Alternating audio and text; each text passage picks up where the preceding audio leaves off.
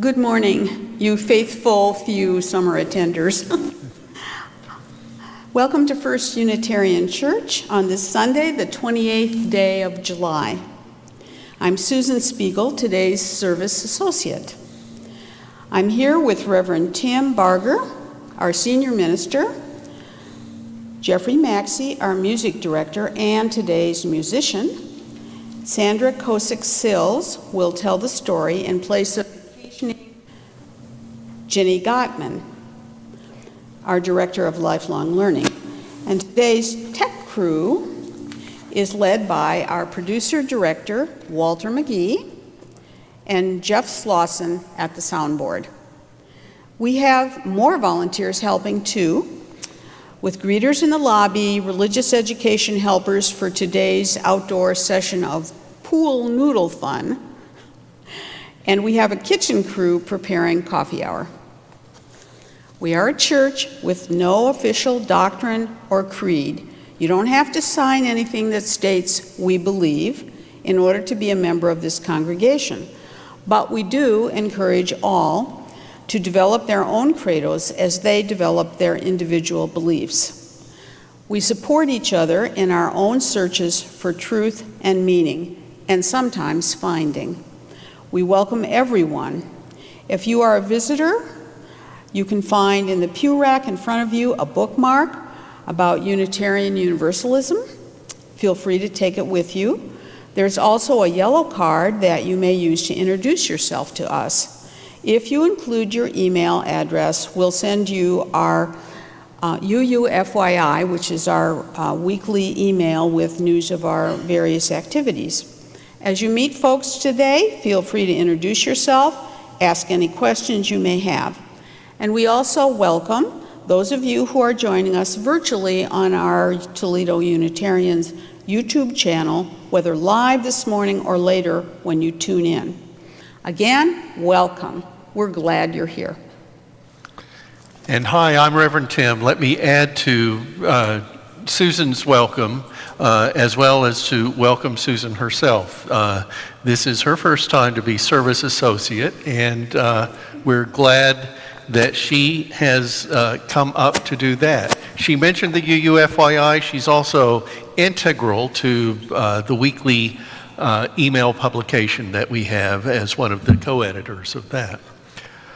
The flame of the chalice that we light in our services symbolizes courage and illumination and honors our search for truth and meaning. Shall we say the words for lighting our chalice together? The words will be on the screen.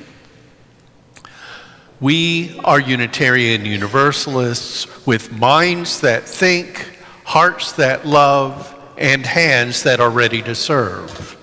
Together, we care for our earth and work for friendship and peace in our world. And while we're reciting together, Susan will lead us in the covenant of our congregation. This is not a creed, but what we share with general agreement and what we as a religious community work toward. Love is the doctrine of this church. The quest for truth is its sacrament, and service is its prayer. This is our great covenant, to dwell together in peace, to seek the truth in love, and to help one another. Today, on our minds, in our hearts, and with our spirits, we think of the ways of the world, the state of the nation, the serenity of our own souls. There are people in our circles who, with their family and friends, have challenges of life and death, health and illness, home and travel, financial security, and monetary stress. Decisions are being made by ourselves and by others on how we can live our best lives, which sometimes means aspiring to that and realizing we have moves yet to make to reach aims and goals. And individual and family ways go on with new lives born and many other joys and celebrations.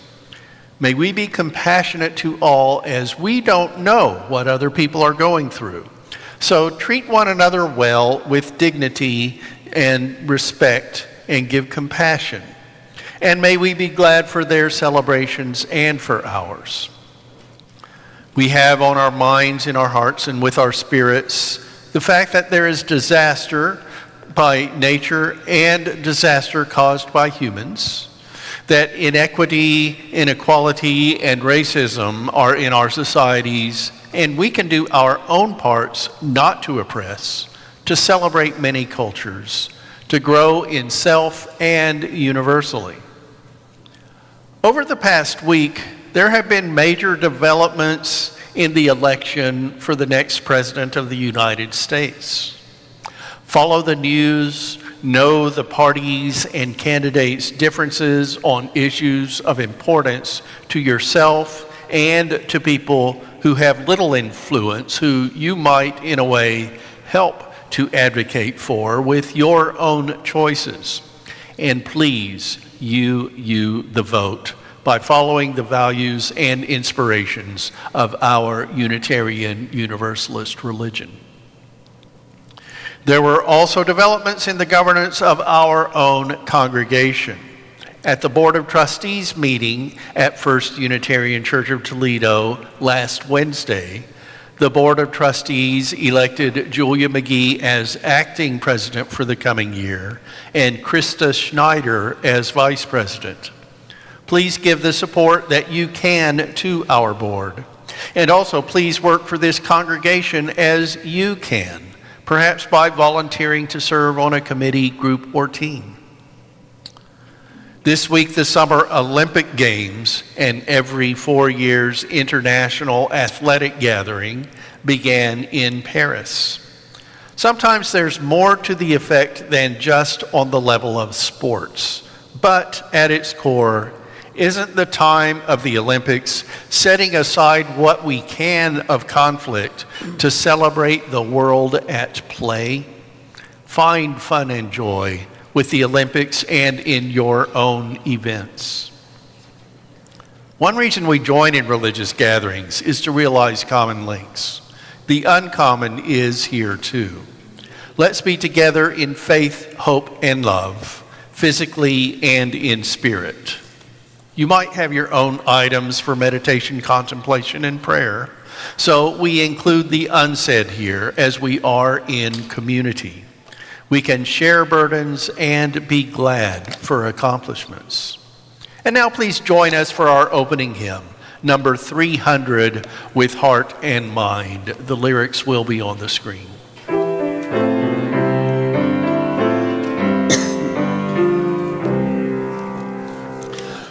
With heart and mind they meet, it's time and place transcend to measures for mortal good, of justice, freedom, peace,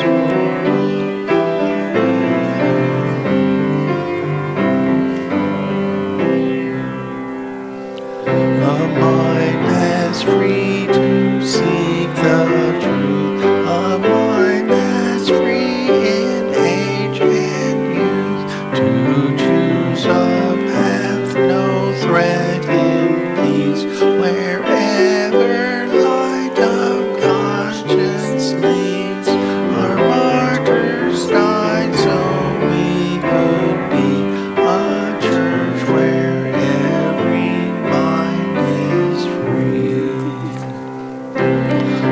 As kind a heart whose search makes love the bed of our church, where we can grow and each one's gift is sanctified and spirits lift, where every door is open wide for all who choose to step inside.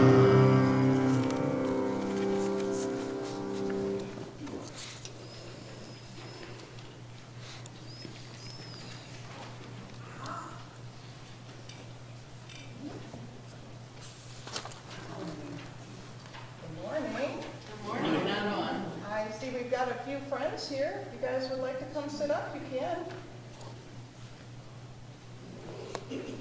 All right, good morning, good morning. Is the microphone on? All right. I am Sandra, and I will be telling the story today. This story is called Know Yourself by Ayat Jamila, retold by Sarah Conover and Frida Crane. Can you turn the mic on? Oops. It is on. Are we on now? Back the other way. It's on.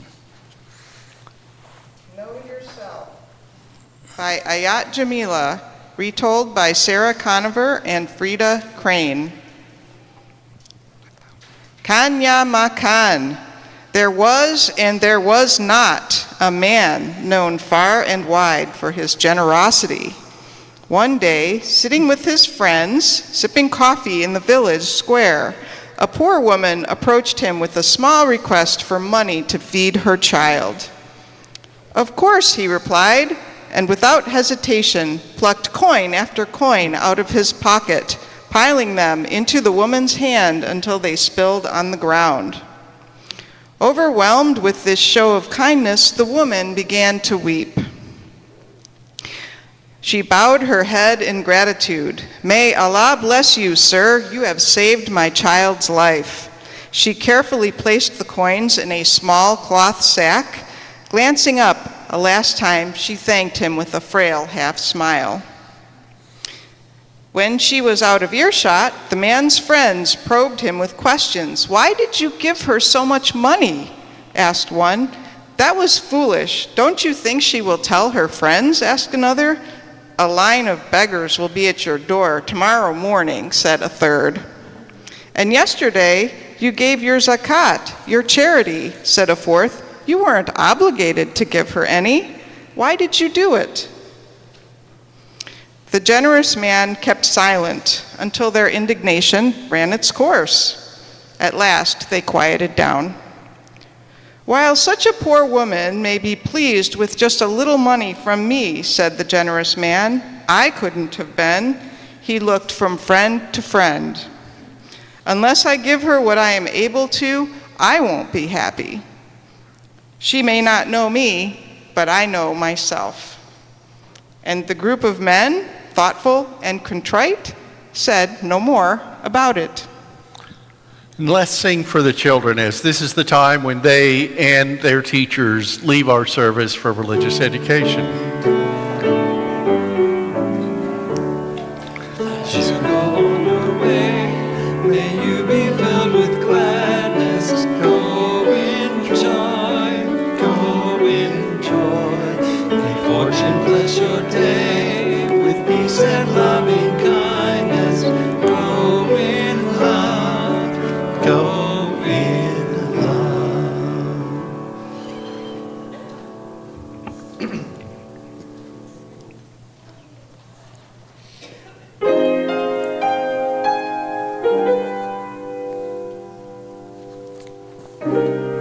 They used to tell me I was building a dream, and so I followed the mob. When there was earth to plow or guns to bear, I was always there, right on the job. They used to tell me I was building a dream, with hope and glory ahead. Why am I still standing in line, just waiting for bread?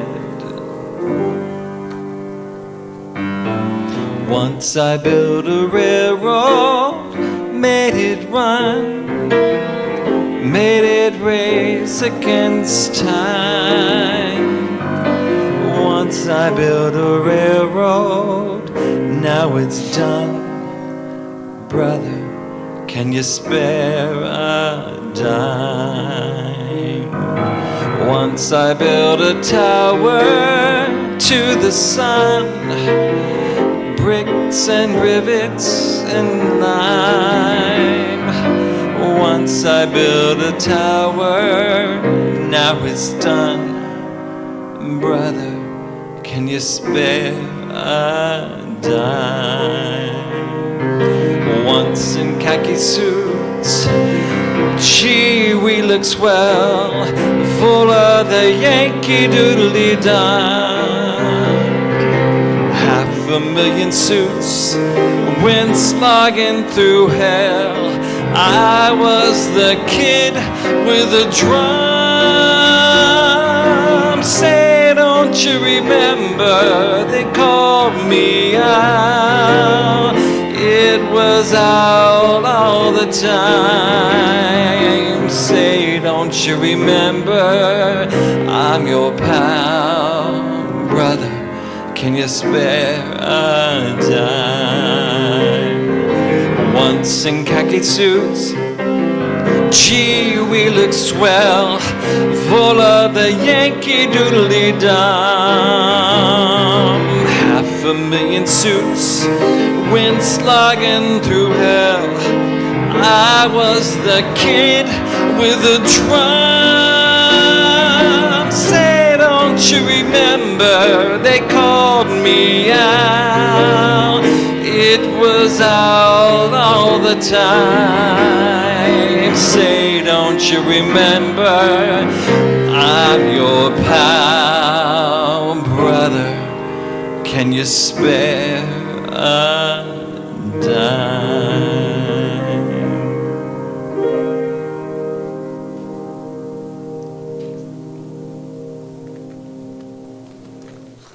Thank you, Jeffrey. I invite you now into a time of meditation, contemplation, and prayer. For this guided meditation, you may wish to adjust your position, your feet flat on the ground, your body resting easily against the back of the pew, your hands either gently open, palms up, resting on your thighs, or clasped in your lap, your eyelids relaxed and half closed, your breathing soft and easy.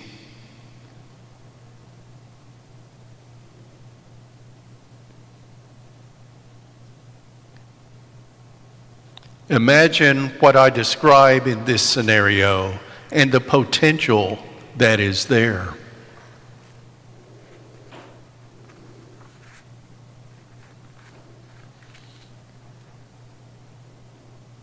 The day has been muted and gray, the sun hidden behind a scrim of clouds so diffused they seem like the underside of a gauze canvas draped across the sky. The air, neither cold nor warm, is damp against your skin. You find yourself near a grove of pine trees, loblollies and larches, hemlocks and Austrian pines standing off to the side, slightly removed from the path you're on, the direction you're heading, the someplace else you're supposed to be.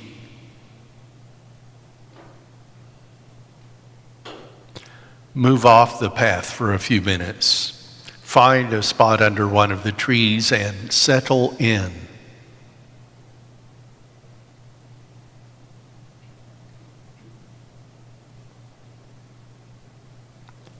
Notice the patterns in the bark of the branches. Furrowed and flaky, bark peels away incrementally from the limbs, like a chrysalis rupturing as new life expands and cracks its protective shell. The needles, dark green and stiff in mid-stretch, are each tipped with a fat bead of moisture. Drops of water not yet dense enough to free fall to the earth. As your gaze softens and sharpens, you notice droplets of water are also clinging to the underside of the branches. How long, you wonder, has it taken this tree to collect the water from the damp air around it?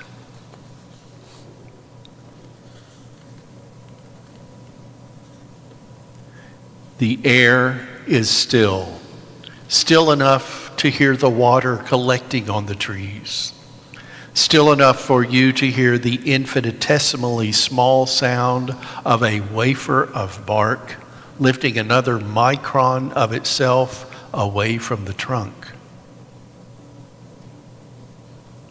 Inside you, there is a chrysalis ready to expand and crack open, sheltering possibilities and potential, glistening with promises.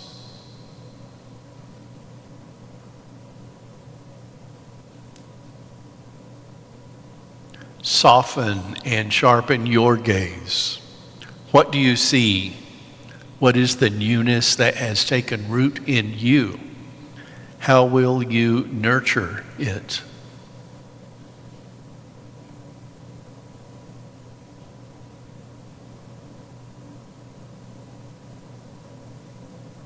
In the distance, you hear the wind as it sighs toward your tree.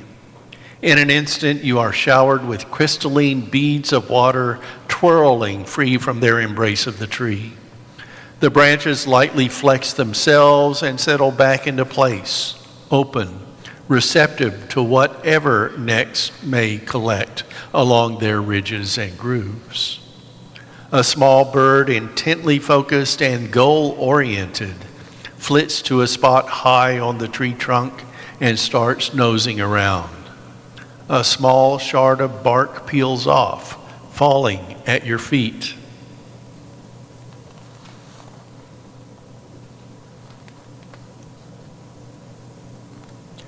Now, take a deep breath and prepare to return to this sanctuary. Take another and open your eyes, your feet flat on the ground, your body resting easily against the back of the pew, your hands now ready to move. In meditation, contemplation, and prayer, let us have 1 minute of silence.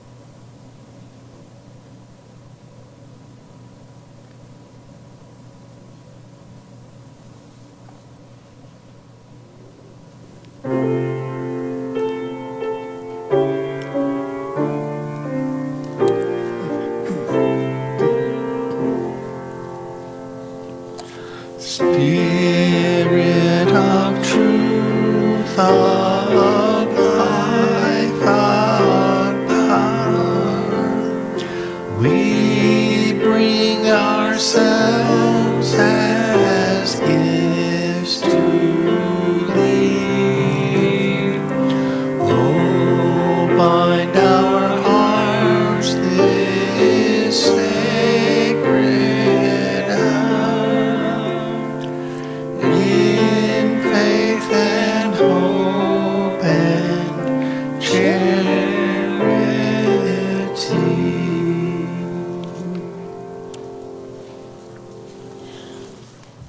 The reading today is verse 5 of Wake Now My Senses by Thomas J. Michelson. I bet you'll find this familiar. I did. Wake now my vision of ministry clear. Brighten my pathway with radiance here.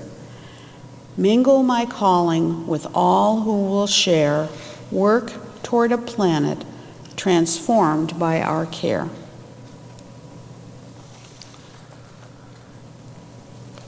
Ministry, it said, is a calling. Call is a verb of many aspects. Even with ministry, it's not necessarily being called by the divine, and not all Unitarian Universalists believe in the divine as a godlike phenomenon. But calling can be the deep feeling, drive, impulse that someone has for an action or pursuit which they feel is to be part of and essential to their life journey. Ministry's calling is fulfilled by sharing. The congregation sharing their lives with the minister, plus the ministers sharing in ways like pastoral care and organizational leadership and support. Those sharings are much more important, I think, than sharing words in a sermon, but I hope you do appreciate the sharing I do in writing and giving these talks. And the Sunday service is pretty much the centerpiece of church in our society. The sermon, though not essential, is often centered in the service, but not always, or maybe even not often, the most important part of the service. As our communal religious expression comes together with meditation, contemplation, and prayer, with our shared spirituality. Mingle my calling with all who will share, as Thomas J. Michelson's hymn says. Today, the talk that I bring is titled Reverend Tim's Sharing. It's the fourth and final installment of a July series in which I've been telling you my own life journey to being here today as your senior minister of First Unitarian Church of Toledo, based in part on my career backgrounds. We began with my seeking as a journalist, then finding as a librarian. Last week was learning on my life as a professional student, and now sharing. Ministry is a career of accompanying, sharing in the lives and of you and of others, and supporting the religious life and people's spiritual journeys. I feel special in a way to have a position in which people will share so much of their lives, in part because this congregation ordained me to ministry. And they look to me not just for the Sunday morning services and sermons, but as a person to share in their sorrows and joys, their concerns and celebrations, their life rituals of children being named, of couples being wed, of full or sometimes brief lives honored and mourned after death. As a minister, it's an awesome responsibility to be a person's companion in the full spectrum of life. The minister is set apart from the congregation in a few ways. As I'm talking about ministry today, I thought I'd wear a clergy shirt, a visual expression of that being set apart. Some denominations have their ministers dressing differently all the time. I don't wear these too often. In Unitarian Universalism, it's recognized that ministers have private lives and don't have to have a type of uniform to help the public consider our clergy as set aside from lay people. It's also recognized in Unitarian Universalism that while we ministers are available at just about all times for emergencies, this clergy profession is still work. And this Unitarian Universalist church called and hired me in a full-time, 40 hours a week position. So again, the clergy shirt isn't all the time, and my work for the congregation isn't all the time. I have to live in the world as part of the community better to relate to your and my facing the challenges of the world. So wearing a clergy shirt is done only sometimes for a special purpose, not as regular uniform. Some Unitarian Universalist ministers wear clergy shirts when there are times when being identified as ministers might be helpful, such as at public demonstrations or gatherings in which clergy are there because they're ministers. Today, I'm wearing a purple shirt with what I call a halo collar, which goes all the way around rather than a notch collar that has just a strip of white. Though in the Episcopal Church, this purple might identify a bishop, as there's a color code of costume related to ministerial hierarchy. In Unitarian Universalism, we don't have bishops or other hierarchy among ministers in fellowship. And some of us will wear purple because it's a color associated with LGBTQIA plus advocacy, or that they are gay themselves, or we might have shirts in other colors or styles, pretty much just because we can. Again, I just thought since today's preaching is on my ministry, I'd have clergy wear with some Unitarian Universalist variation. I won't wear purple in this year's Toledo Pride Parade because we'll march alongside Episcopalians and other colleagues of Toledo's multi-faith community, so I don't want them to think I'm a bishop. You here know I'm just your minister. So, on to Reverend Tim's sharing. I always knew that the sharing of ministry was a possible career path for me. But as a person who is not a believing Christian, that call wouldn't work for me as a United Methodist or an Episcopalian, denominations in which I had held membership earlier in my life. Part of that knowing is that I'm the son of a Methodist minister and Air Force chaplain who died when I was young. I didn't follow in his footsteps, but like him, though in a different religion and later in my life, I share in his profession. Ministry wasn't a life goal, but was a call. Even as a Unitarian Universalist, my call to ministry wasn't lifelong or strong enough to preclude the career pursuits in which I was engaged in my early years as a member of a Unitarian Universalist church. I first attended a Unitarian Universalist service in Austin, Texas in 1989, and at that time I was a legal editor in the publishing industry.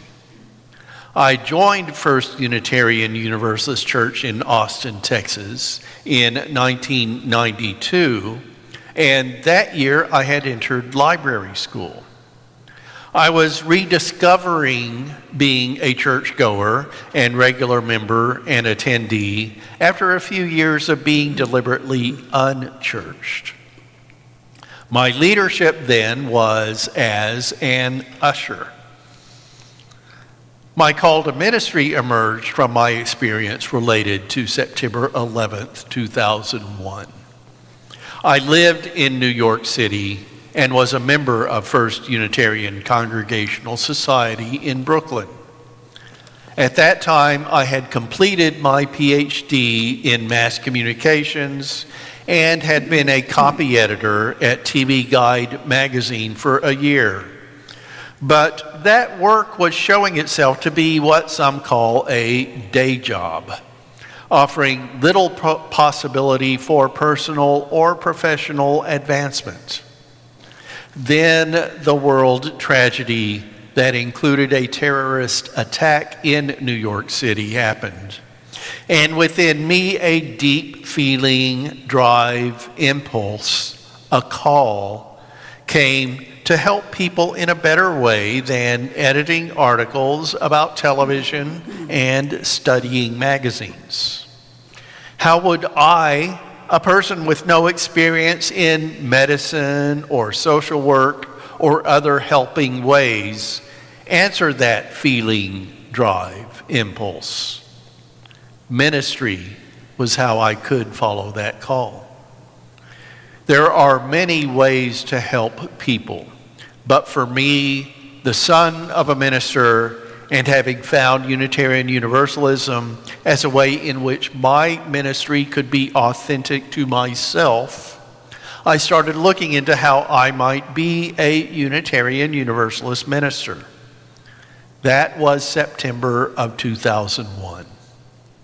It took me until autumn 2006 to enter seminary, and in the meantime, I continued at TV Guide. The relationship was good enough that I continued working there on breaks until 2012.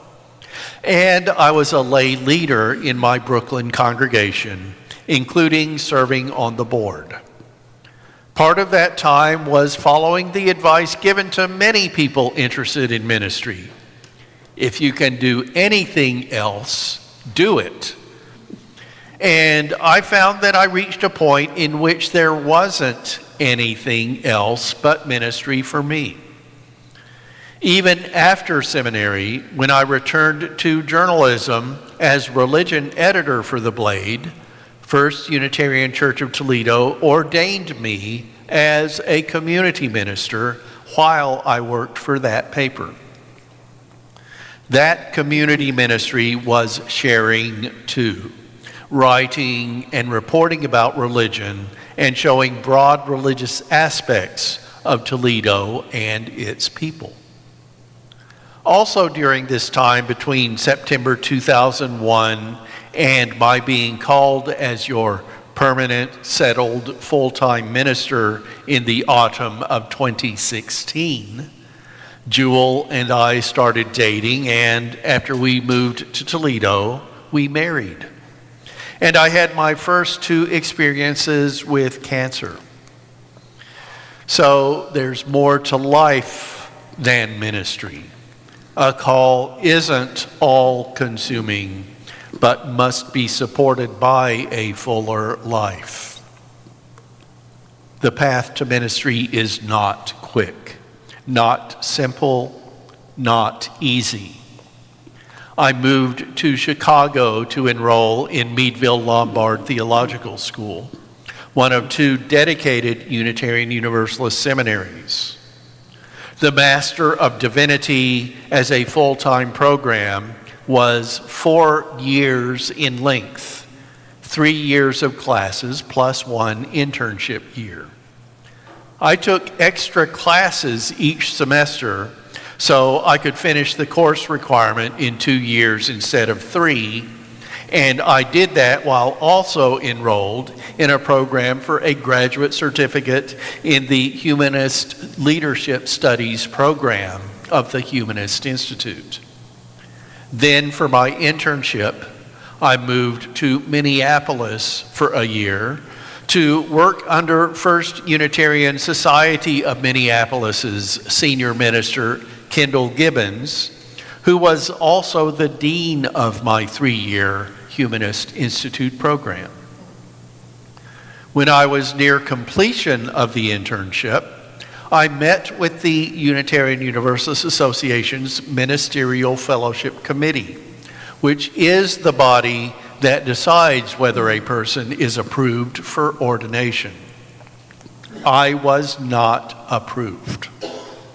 My thought about that denial is that it was based on theological discrimination, even in Unitarian Universalism, that because I'm a humanist and I interned in a humanist congregation, even though the Unitarian Universalist Association's ministry director approved it, that committee decided that I was too immersed in humanism and might not be able to minister to people of other theologies. My classmates, teachers, and internship congregation shared in my grief. The committee required me to do more work, which was fulfilled by a year of hospital chaplain residency work, anti-racism training, and eventually an anger management course. I was really mad at that ministerial fellowship committee. And in 2 more tries, after I was in Toledo and at the Blade, I was approved. And after starting ministerial training in seminary in August 2006, more than 7 years earlier, on December 8th, 2013, First Unitarian Church of Toledo ordained me. Then this church presented an opportunity.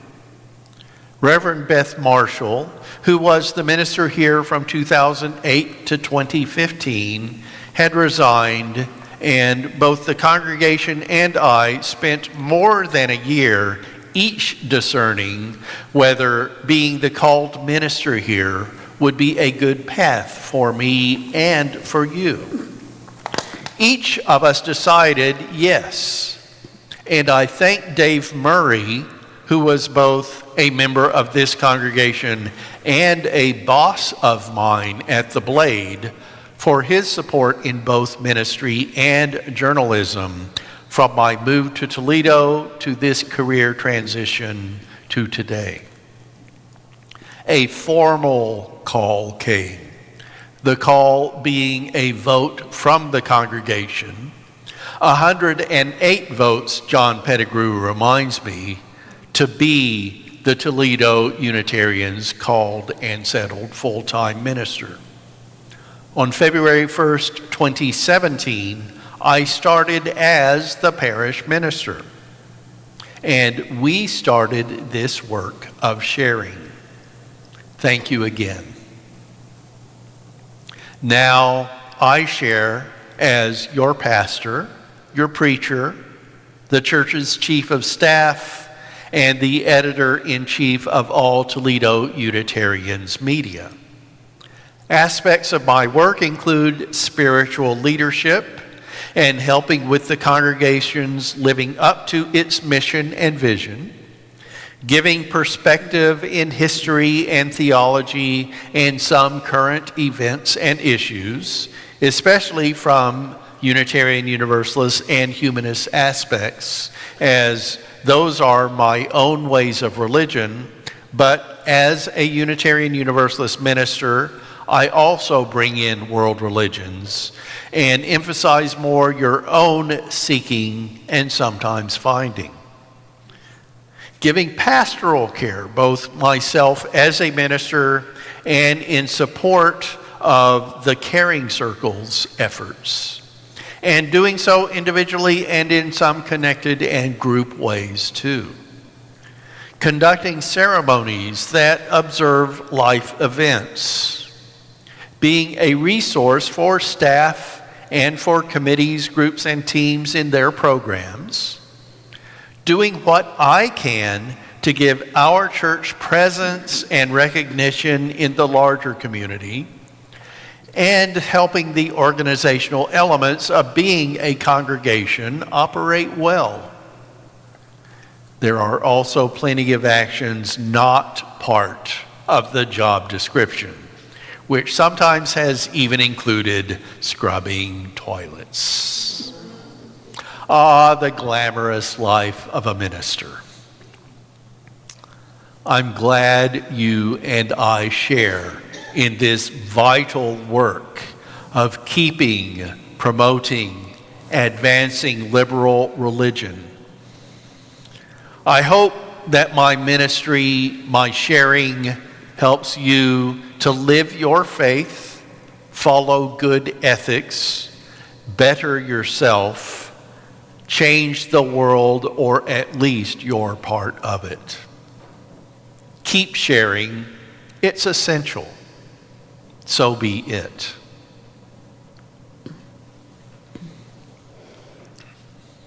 And now it's time for our offering, to ask you here in this room and you who watch on a screen to honor the Toledo Unitarians in part through your generous financial giving.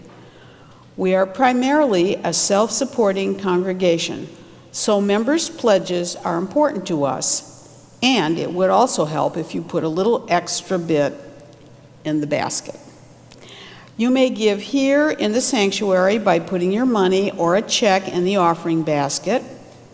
If you give cash, you can put it in an envelope that you can find in the pew rack, or for a check, just note on the check memo line that you want the funds directed toward your pledge or another purpose.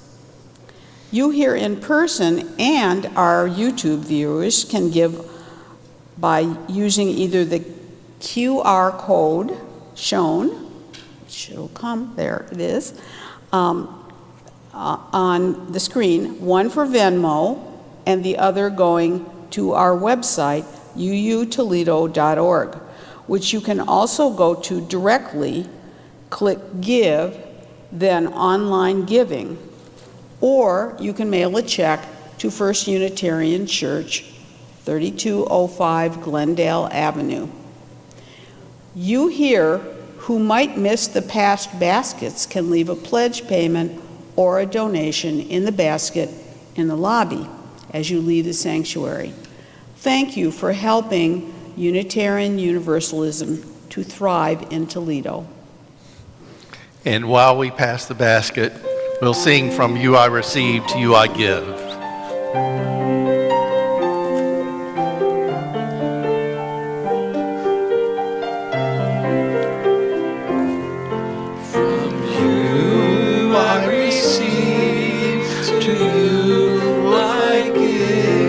Together we share, and from this we live. From you I receive, to you I give. Together we share, and from this we live. From you I receive, to you I give. Together share, and from this we live.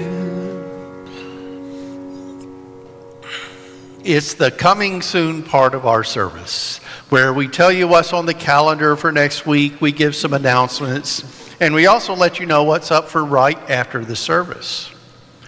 Join us for Spiritual Forum at 9:45 next Sunday, when our speaker will be Mike Ferner from Lake Erie Advocates.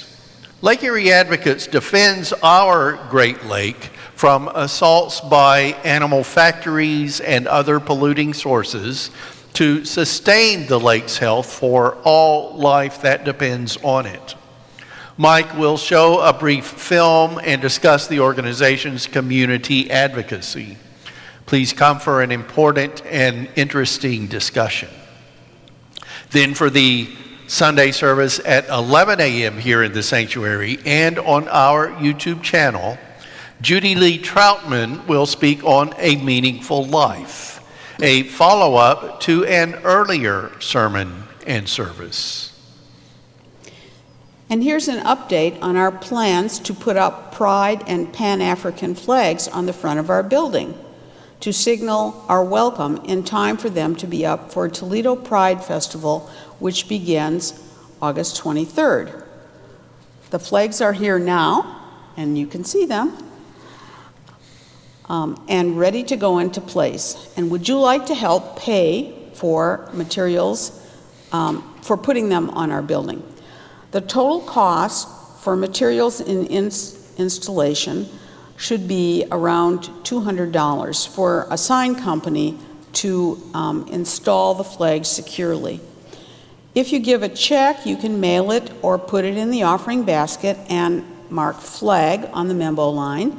If you'd like to pay online for our uutoledo.org portal, mark Give and Online Giving. And if flag isn't an option, mark the Special Fundraiser box. Venmo will ask, what's this for? And you can answer, flag. 1 week from today, on August 4th, after the Sunday service, our Unitarian Action Committee will have a meeting to which you are invited. They'll discuss plans to have a table at Smith Park for the Sisters for Unity March. Sisters for Unity, okay?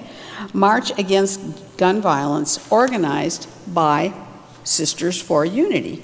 And Unitarian Action will also consider future activities in which our church can take part to live our Unitarian Universalist values and inspirations. The contact people for this Unitarian Action activity are Gwen Wilson and Joe Moran. See them for more information. And the final coming soon entry is to invite you to join us in Fellowship Hall after today's service for coffee, conversation, and social time. As Susan extinguishes our chalice flame, please join me in reciting the words for us figuratively to send some Unitarian Universalist fire into the community.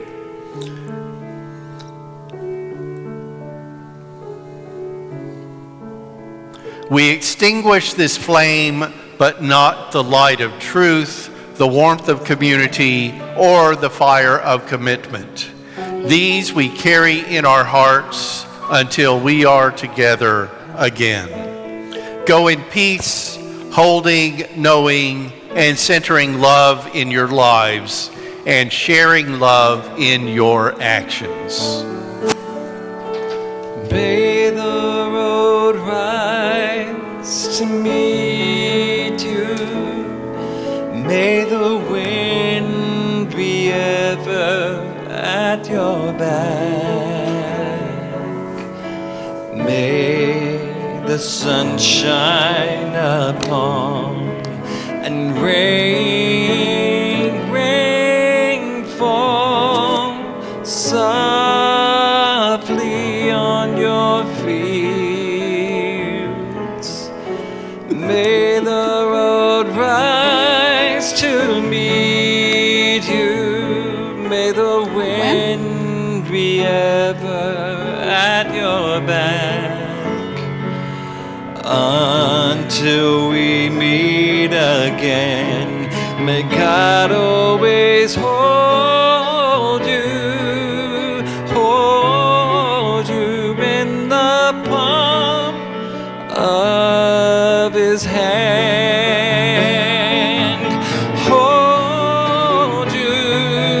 Hold you in the palm of His hand.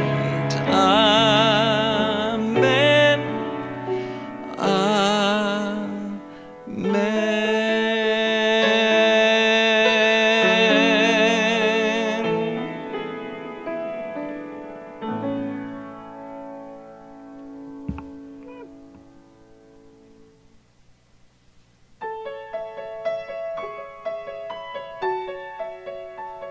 Have a great week.